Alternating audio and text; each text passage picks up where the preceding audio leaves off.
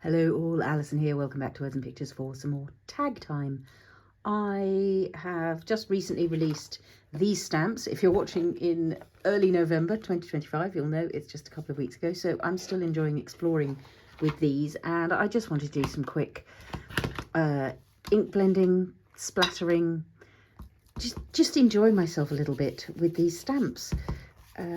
So that's what I'm going to do. As usual, my inclination is to work with a pair because that just gives me that extra bit of playing space.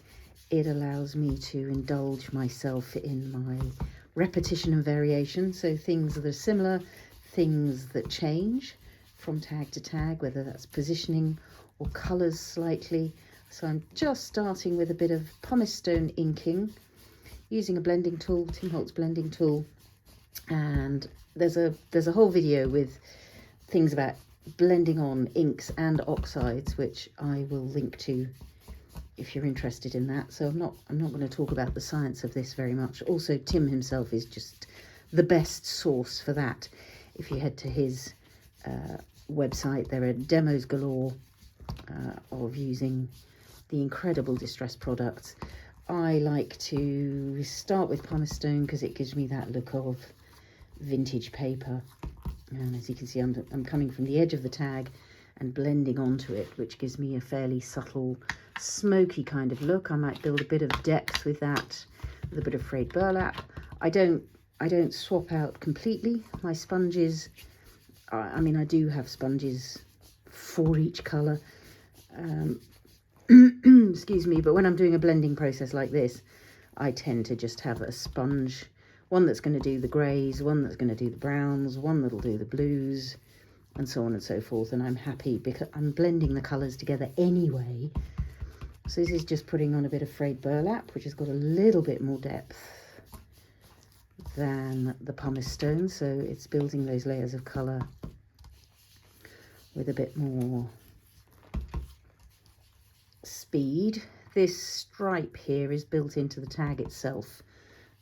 That's part of the paper. These tags, I've answered this question multiple times. I can't help you with where to get these tags. They are the same as the Ranger tags, but I used to buy them in bulk from a UK craft store, which has now gone out of business, unable to compete with the likes of Amazon and Temu and so on, from whom you can get terrible quality tags. So great. I'm working through my last box full, and when they're gone, I'm going to be as desperate as the rest of you to try to find a new use. Lots of you have mentioned manila folders as a thing to cut up. Very often I find that is not the same quality of card. It's a different kind of thing, more absorbent, rougher. At one of my recent workshops, somebody very kindly brought me some samples of card that she thought might do the trick, and they're better than lots I've tried, but they're still not this. So yeah, it's going to be problematic. I'm sort of working in wintry colours, autumnal colours. It is getting chilly out there now, though the trees are still glorious, except in our own garden where the trees are sadly not that healthy, and so they've already lost all their leaves. I might put a hint of autumn into here with rusty hinge. So far it's been pumice stone, frayed burlap and hickory smoke, and I will of course be listing all of this.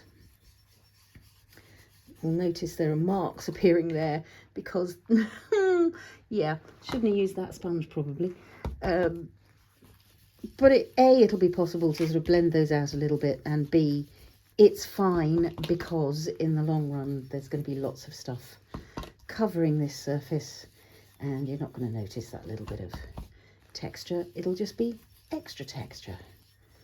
So that's giving us a sort of autumnal glow, which is rather lovely. Rusty hinge can always be relied on for an autumnal glow.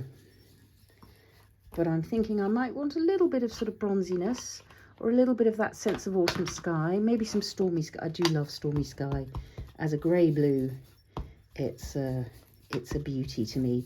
And where the blues and the browns mix, you get this wonderful sort of bronzy quality starting to happen.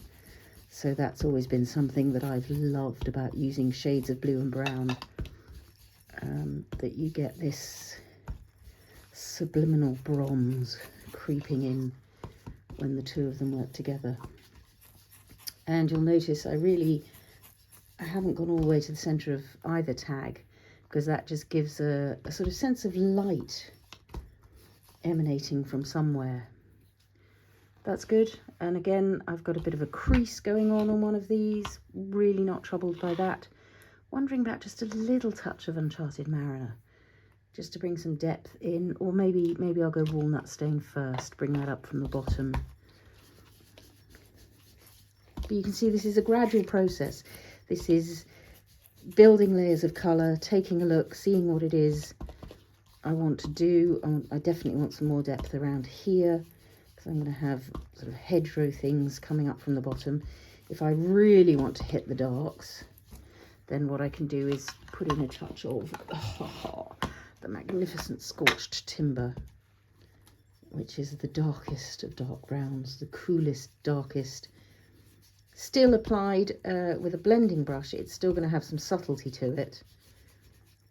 But if you apply it in splotches, then it really, really kicks off. So to this, way back in the beginning of this channel, we explored spritzing and flicking just with some water. And the magic of Distress inks is, of course, that they are reactive to water. And so as soon as you use water with them, you can create all kinds of lovely effects. So I'm just going to get a little bit of water onto my fingertips, spritz and flick. So flicking it at the tags, and you could probably already see, particularly if I were to zoom in, I hope you can see that water is already reacting with those inks.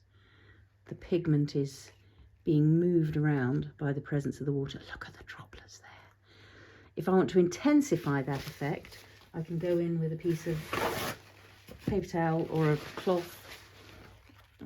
If you want to be environmentally sound, I will probably reuse this cloth till it's falling apart, this paper towel till it's falling apart, so I generally feel okay about it, and then I might, I don't know, burn it later. So it'll have multiple uses before it goes away. I want to see if I can get a little bit of flicking right down into this corner, a little bit of flicking right down into this corner, because it gives me lovely hedgerow kind of textures. So again, a little moment for it to do its thing. And then, as you'll see, if I choose to pick it up, I get that much cleaner, sharper effect.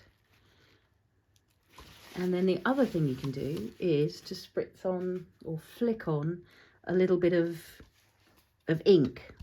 So I'll put some ink on the mat and get my nice splatty brush. Well, I say nice, my awful splatty brush that I left in a jar of water once, and it's splayed out, but it's become my ideal splat brush. And that, with that, I'm just going to add a little tap of Stormy Sky ink, which gives us a different kind of layer of ink splotch.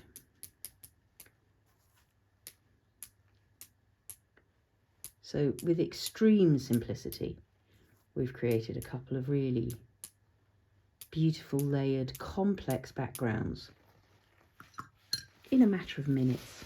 If I wanted to, I could pick this up onto these tags. I don't think I do want to pick them up onto this tag, so have I got a piece of spare paper hanging around? Just pick up that ink with. There's usually something. But evidently I've tied it up.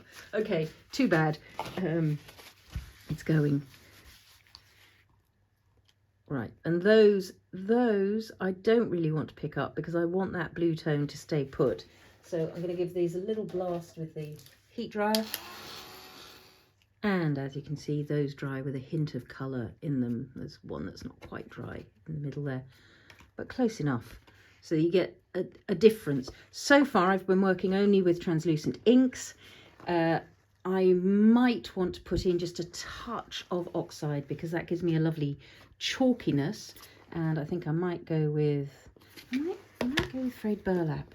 Frayed burlap oxide has sort of multiple colours within it when it oxidizes. The oxidization really happens when you add water, which I am doing right there. I'm going to try and keep these down to the lower end of things, so I'm being a little bit targeted about where that goes, over the brownish bits but not over the blue.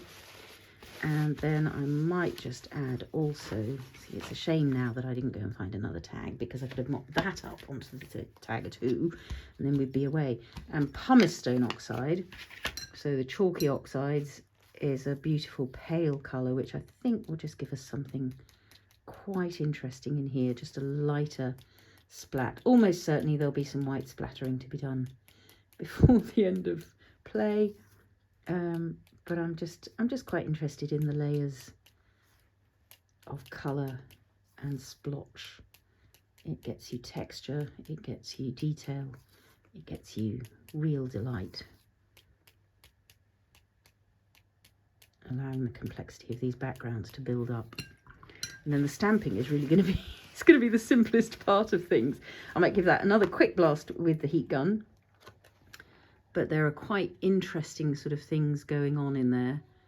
I'm in two minds about whether to pick it up with a paper towel, but I think I'm going to just let those dry back shortly. I think I may have done my crazy switching on when I meant to switch off and switching off when I meant to switch on.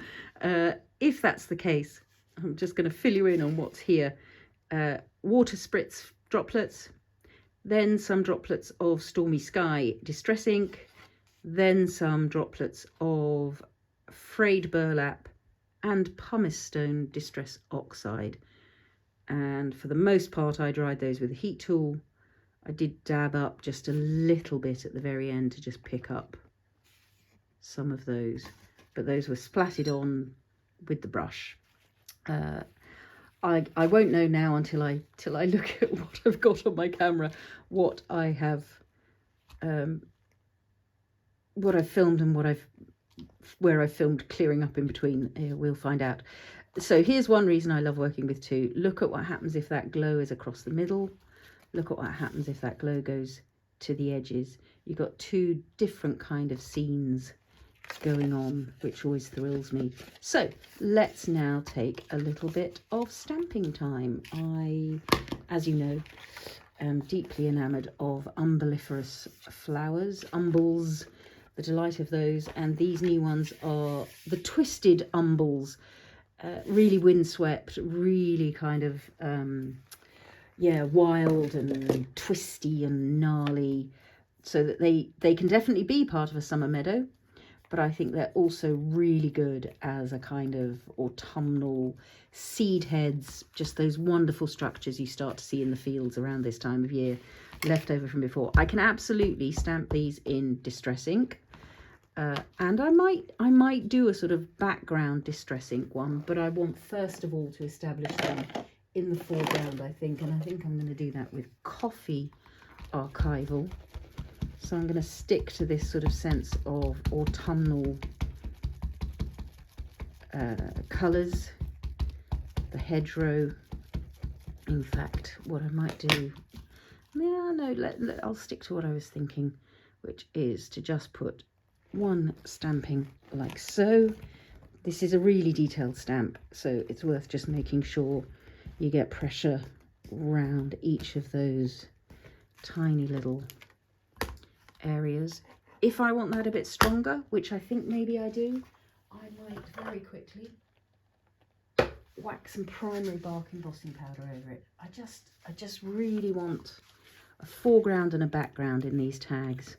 So over it goes. Oh, crikey, I hope my background is dry enough not to hold that powder. Phew. So just a little couple of places where it's holding on around the edges of some of those splotches. I'm not sure whether I like that or not. It'll get a lot more prominent when I emboss, so I think I am just going to knock it away with a paintbrush, because I don't think I want that extra attention being drawn to those. I want the foreground really to be about the umbels. And as I emboss this stamping, I'm going to make sure the other tag is nearby so that I make sure I fully dry all of those. It's, yeah, you would think after these years I've been doing it that I would remember to make sure my inky backgrounds are fully dry before I chuck on the embossing powder. But as you saw, it doesn't always happen. Grand. So I'm going to emboss those, have this nearby as I do it, try and switch the camera on and off at the right moments, and be back. So the embossing not only gets you that more definite image, it also gets you that lovely light catching quality. So let's have another trio of those over here. And obviously I'm going to position them just slightly differently, a slightly different angle, just so that we get something with a bit of variation despite the repetition.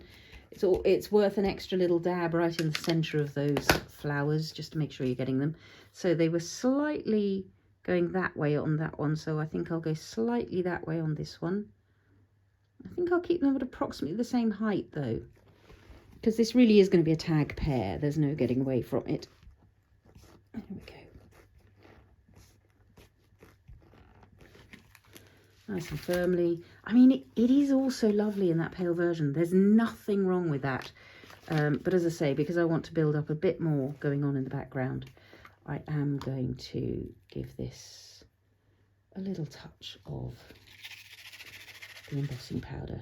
So yes, this is Wow Primary Bark. Beautiful, rich, dark brown. Perfect for capturing nature images. Little tap to just get rid of the excess. There we go. So I'll heat emboss this and be back. It's kind of no wonder I keep not having the camera either on or off at the right times. So of course with these stamp sets you get other little elements to use in the background or words for the foreground. I'm definitely going to use some of these little label stamps. These are off sort of photographs and so on and so forth. I liked the delicate coffee, so I'm going to use coffee for this one, and I think we're going to just put one sort of up the side there. That's very nice. I'm going to have one going sort of down the side here. So there's your repetition and variation, and it ties them together. It just gives them a relationship to one another. Building that relationship. There's also this lovely sort of clock diagram, which I'm really, I love that it gives me a geometric shape to contrast with the wild organic botanicals that are so often part of what I'm doing. It just gives me something that creates a different feeling, and that variation can be a really useful thing to allow the eye to just shift its perspective, change its look on things. So I'm doing, as I often do, partial stampings where that's halfway on, halfway off, just giving us that extra little bit of detailing in the background. I'm also going to use this secondary botanical sketch that I've created. I think I might do that in something like, maybe the Stormy Sky. It might not show up, in which case I'll have to pick something else. Maybe Faded Jeans would be better. Well, let's give Stormy Sky a go. It might work. It does work. It's subtle, but it's present, and that's sort of what I was after. So I'm just going to, varying the height, varying the angle, just put a few of these grassy stems along the bottom, creating some rooting sort of foundations for what's going on up above.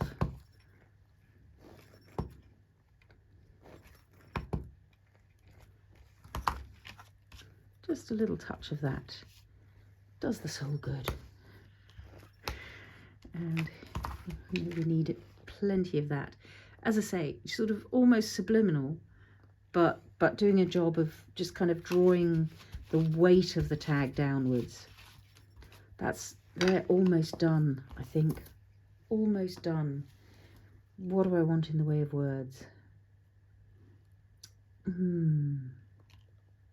I do want some words. I always want some words. I might go for a little bit of white spatter first. And I won't go full on white, I think. I'm going to go for something like a cloud 9. So that it's just a slightly softer white, or even, no, that is cloud 9, that'll do. So PaperArtsy have a number of whites, which is wonderful because it means you can go warm, you can go soft, you can go to grey tones. But I think a little bit of this is now going to make me very happy, because that contrast is just waking things up, just giving us that touch of frosty delight in the autumn meadow, early morning. That's a bit of a stripe there, but I think I'm going to live with it. I could knock it back with some kitchen towel, but then it'll get sort of softer and flatter. Let's see. Just in time to pick it up. That's rather wonderful. I like that a lot. And it's making me think that maybe what I want to do is emboss a word in white. A bit more drying time. Off I go again. So you can see even that white spatter softens as it dries and just becomes part of that beautifully textured background layer. I'm just wondering, since I've got these here, just wondering what it looks like if I layer a bit of real hedgerow-ness over the top. I don't think that's right. I'm going to have a look at a twig since I've got it here. I don't think that's right. I'm wondering whether I need something that's a bit more of a focal point. So maybe what I want is some metal wording or even a quote chip. I've got a couple of photos hanging around on the desk, which I might just quickly have a look at, just to see if there's something that wants to be part of this game. Yeah, they're nice, but I think I want to stick to the meadow stuff for today. Might be nice to mount this on a little white surround. Ooh, yes. Let's grab some paper and do that. This is I can't remember, some white paper from somewhere. Do I want full-on white, or do I want softer watercolour off-white? These are all things that make a difference. Watercolour off-white or real bright white.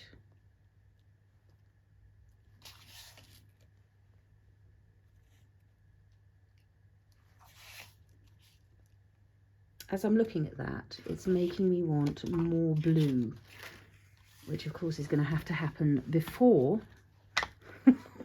putting any card in place. So this is Uncharted Mariner, which is just going to add a bit more depth of blue to our bluenesses. That's rather nice. It's just giving us a bit more presence, those blue tones. And then I can still go in and add texture to that too.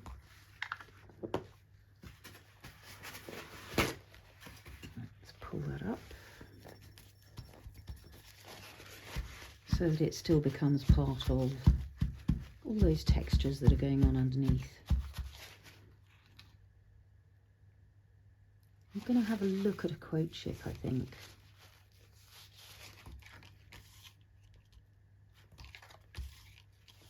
I can't decide.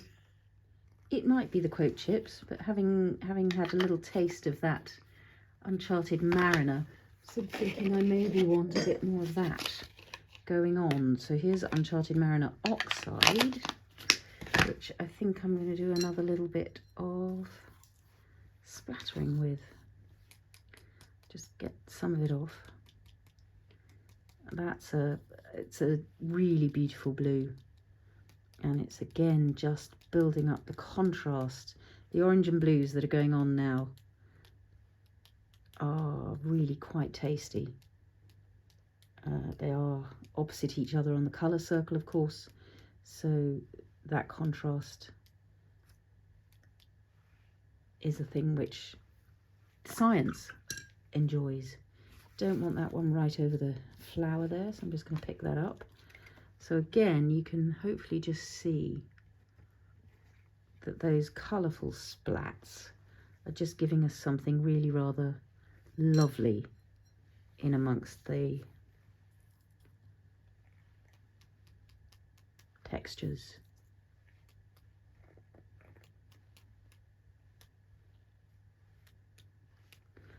I could splatter ink all day. I really could, and just look at the results that happen. There we go. Another quick little blast with the heat gun. It might be these, or they might be a bit too much. I mean, I do like them as they are. So maybe I'm not putting any words on at all. No, that can't be possibly true. I'm now wondering about being bold and doing some slightly more prominent stamping of this one. Just a couple of stems. It's dodgy, but we'll see. Oh, see, there you go. So this is the Uncharted Mariner Oxide again. And I'm doing quite a light stamping. I'm not pressing down terribly firmly. Clearly I need to press down a bit more firmly than that. There we go. And that's just giving me, ooh, something really rather lovely. I'm going to peel it off so that I can have not only the tip coming down, I can get a little bit more variation with the leaves further down. This is doing what I needed. Phew. Sometimes you just have to keep looking, keep wondering, and eventually the thing you're after will suddenly make itself known.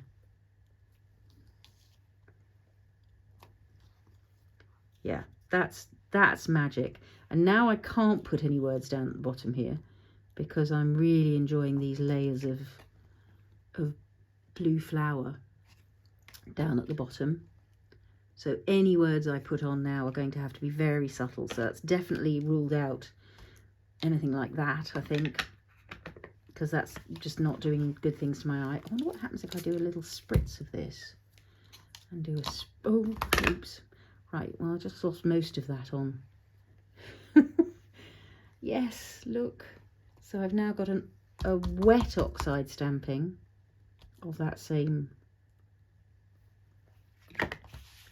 leafy, grassy stem. Grand, yes. Happy. Okay, so maybe some really subtle word stickers are the thing. Not word stickers. From here, Twist Me a Crown of Windflowers. Just one of the best poetry fragments ever, I think. Windflowers, that's what these are. Twist Me a Crown of Windflowers. That's Christina Rossetti. But down here, across the meadows, laced with threaded dew. Now, is that... I think it might be Wordsworth. It's either Wordsworth or Oscar Wilde. So it begins with a W, whatever happens. And my first thought is to stamp it on a separate bit of paper, maybe in that blue colour, maybe in brown. So I'm going to do one of each. And I'm thinking that half the phrase goes on one side and half the phrase goes on the other, so that we get all the way across. So this will work out the same as a word sticker, really, in the long run, because by the time I cut it out, it will look like a word sticker that I've stuck on. Across the meadows, laced with threaded dew. I did that twice because the first one is just a little bit strong down in that corner. Let's have a look at it in the Oxide Uncharted Mariner. This won't be quite as precise as stamping because the ink is juicier. So it's one of the reasons I tend to prefer stamping my words in Archival. So the only place that is really bothering me is there. I do rather like it in that colour. So let's see if I can just be a little bit less strong on the W this time. Maybe I just hit it with a lot of ink. Let's have a look again. I think I'm the other way up now. Yes, I think it could be that, couldn't it? I think that's rather good. Let's get the long shears, because then I only need to do one cut along the top there. Makes it much easier to have been cutting in a straight line. Trim it out. Come on. I will probably cut the brown one as well, just so I can look at it in both colours. Across the meadows, laced with threaded dew. Little trim a bit closer. And in half. I'm just going to try and hit the comma so that the comma is not there. Let's trim at that side. Across the meadows, laced with threaded dew. So this might dictate for me which order I like these tags to sit in. Or maybe it's okay to say laced with threaded dew across the meadows. It's simple, but I think it's what I want. I might just give it a little edging of brown so that it doesn't stick out quite so much. So just softening that. Having stamped in an oxide, and this would be the same if it were an ink, I do have to be a little bit careful. Just throw the paper on the floor. Where's the glue? A little bit careful not to smear that too much with my fingers, particularly if my fingers are feeling hot and sticky, which to be honest they're not. Where does this go? I think it probably goes quite subtly down at the bottom. I might put a little bit of doodling around it, little doodle frame to just sink it into the background. Across the meadows, laced with threaded dew. And yeah, I'm going to do the balancing act with those two. So let's grab, we've got a nice fine pen. Just going to go round here like so, and that's echoing the sort of the umbellifer.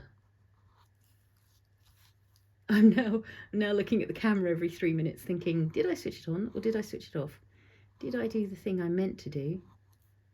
So that's quite nice. And maybe it wants, does it want to frame all the way around the edge, or is it happy? I'm going to go back to looking at it on here. And now that we've got that white sentiment, maybe a white frame is the thing to do. Yeah, let's do it. Let's do it. One can always rip it off again afterwards if you hate it, with luck. What have I done with the glue? Again, I'll put it down somewhere. Ah, joy, joy, joy. Let's get this onto here. So, Cosmic Shimmer, acrylic glue, any acrylic glue will do. You can do this with anything, collage medium, all of that kind of business. If you prefer applying your glue with a brush, by all means do that.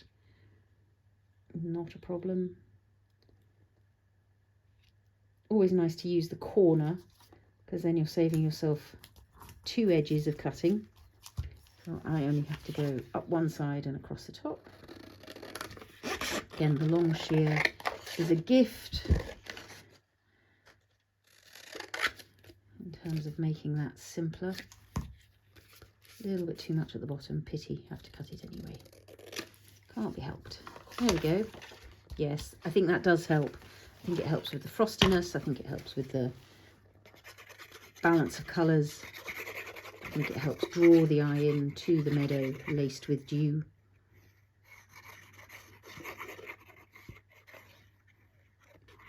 There we go.